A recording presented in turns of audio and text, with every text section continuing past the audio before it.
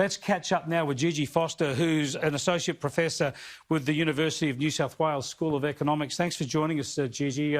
I've been impressed with some of your commentary on the economic challenges here, because you're bold enough to talk about the fact that the world probably has to learn to live with this virus. We can't pretend. We know that if we shut everything down, the virus can't spread.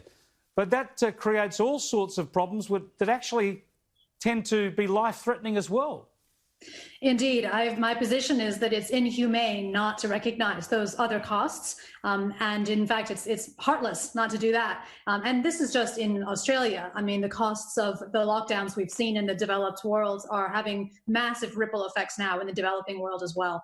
And so what I have been criticizing is people aren't paying attention to those costs and really trying to quantify them as we quantify COVID deaths and COVID symptoms and illness. And I don't think we're thinking far enough ahead, Gigi. The problem is that if we did all this, if we spent $300 billion of our children's debt and shut the country down for 6 months and then there was a vaccine and we're all okay, well, that's one thing. But if we're still in the same situation 12 months from now, it's obviously unsustainable. We obviously just can't keep doing this. No, that's exactly right. And as I said at the beginning in March of this whole craziness, JobKeeper was a great idea at the time because it kept employers and employees together. But the longer that we go on in these lockdown scenarios, the longer that the economy just sort of sits around in a bog, and it's not going to spring back quickly. So my position is very much that we should get back to business. But your previous guest was right. We should be learning from what's happened overseas. And particularly, we should be putting all the effort that's going into trying to make healthy young people stay safe, supposedly, into actually figuring out how best to protect our vulnerable people. And that means older people, people with immunocompromised positions, people with comorbidities. That's where we can learn from what's happened overseas. We can do a better job than Sweden in that aspect of this crisis. And we can figure out how to basically keep our death rate as low as possible, maybe the lowest in the world, from a first wave. Because make no mistake, we are still in the first wave of this virus. Well, this is the problem with the debate. There's this false duopoly here. On one side, we all know you can shut everything down and the virus can't spread because we're all sitting in our bedrooms. And the other side, that people like you would argue for more economic liberalisation to save society effectively, they say that's let it rip, just let it rip, and people who get hurt, it doesn't matter. And it's not, is it? It's about where you find that balance. Absolutely not. And I don't even know what let it rip means. I mean, is that the idea that somehow everybody is just a zombie and they're going to keep doing the same thing despite all of the praise we've heard in the media? Of course not. People are going to go to restaurants less. They're going to be more diligent about hand washing, which, by the way, I think is great. And they're hopefully going to do better jobs of protecting the elderly and immunocompromised members of our society. And that doesn't mean locking them up in nursing homes and never letting them come out. It means being creative about tactics and methods of best protecting those people. And we can learn from things that are happening right now in Florida, for example, where it's a very geriatric state. They had a first wave going through, and there's lots and lots of nursing homes. I can bet you that those American, nursing home leaders are going to be trying out different things. They're going to be experimenting. And I think we should learn from those experiments what's best to adopt in our case. Well, earlier this week, you were brave enough to share some of this rational analysis with an ABC program. Let's have a look at what sort of a reception you got there. In Victoria today, there were 6 further deaths announced. There are 44 people tonight in ICU, 245 people in hospital.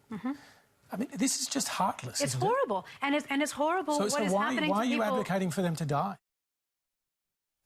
Advocating for them to die, Gigi. What's your response to that?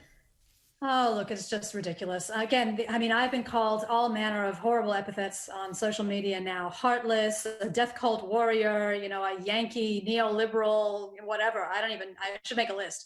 But the reality here is that the heartlessness is not to see the cost, the human cost, on the other side of the equation, not to see the human cost of lockdowns. And that human cost is measured in lives. It's measured in quality of lives, length of lives, and actual lives. People who don't get their cancer screening in time because everybody's focused on COVID. School children who don't get to go to school and then are held back for their whole lives by not having that human capital. People who are, struggling from the isolation and loneliness that we've imposed on everyone, and their mental health deteriorates, and those kinds of bad habits people get into when they're stuck at home. I mean, all of these things have massive massive costs. And I've not seen Australia do any sort of serious analysis that tries to get a number on those costs and compare it to the number of potential human life years lost if we were to not have lockdowns. And that's the calculus that should be done. We have to look at costs and benefits of any policy, and it's not being done here. Now, the other aspect of this that I'd love to get your thoughts on finally, I don't think this is often enough discussed, and that is, say you look at New Zealand and say there's virtually no deaths from this versus Sweden, where they've been more liberal and there have been 5,000 deaths. People forget to say that that's a measurement of the toll now, at this moment in time. If there is no vaccine, then Sweden has just powered ahead in the cycle that New Zealand is yet to confront. That's exactly right. So New Zealand has essentially prevented their first wave. And again, as I asked on the Q&A program earlier this week at ABC, what is the end game?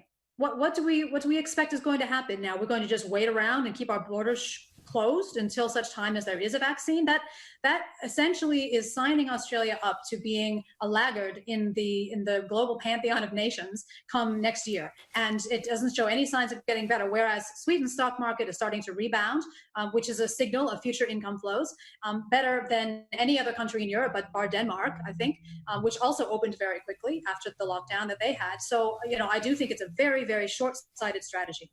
Well, Gigi, thanks for joining us, but also congratulations on your bravery. I know you're just talking common sense and rational policy, but you're getting slammed for it, and it's so important because we've got to learn how we're going to get through this, not next week and next month, but for the next years and years to come. So I look forward to catching up with you again.